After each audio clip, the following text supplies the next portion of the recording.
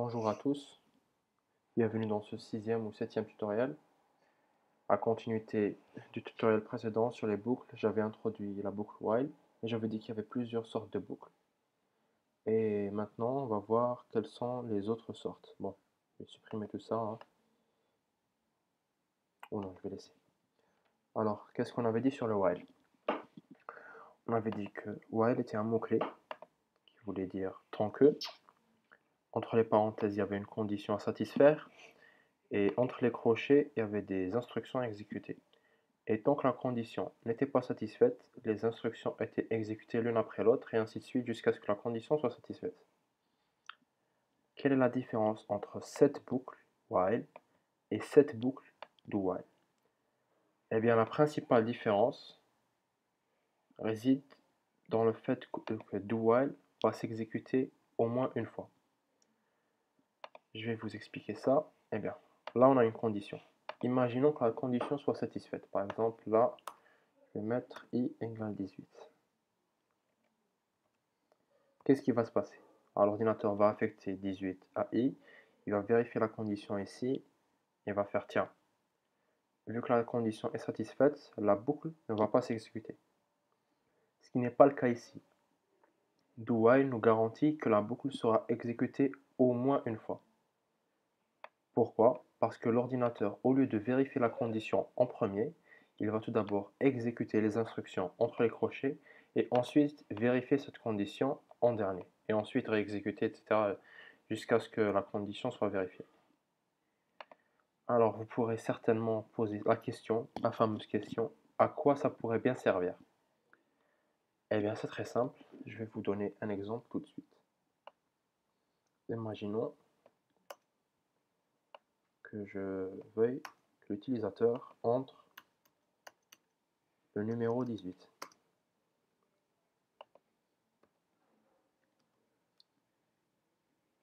Et tant qu'il n'a pas rentré le 18, le programme continuera à demander ce nombre.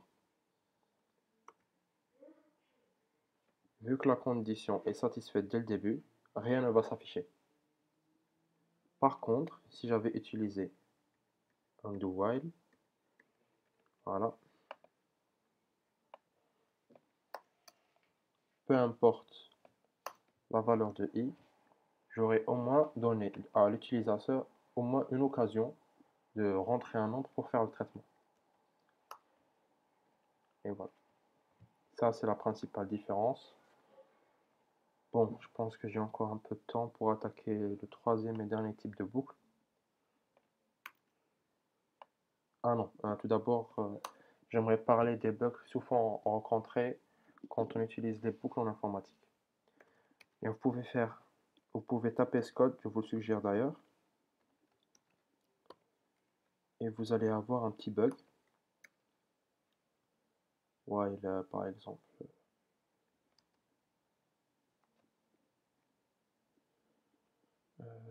Voilà.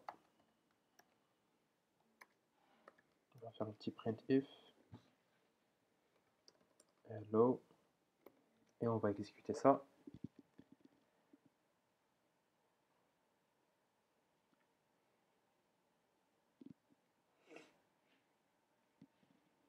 Il y a un petit bug. Attendez, je vais changer un peu le code. Parce que je me suis trompé. Voilà. Pourquoi a-t-on ce message? On peut voir, bon, ça c'est pas vraiment lisible. On va sauter une ligne.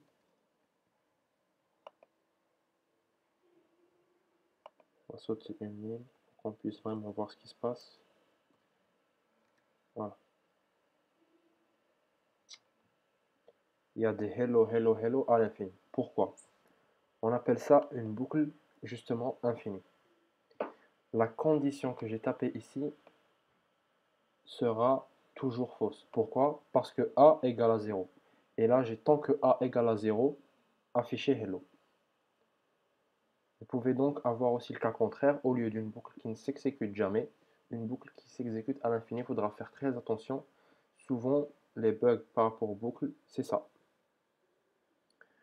Alors pour la prochaine vidéo, la dernière vidéo sur les boucles, j'introduirai la syntaxe pour utiliser la boucle for et il y aura un petit exercice à la fin.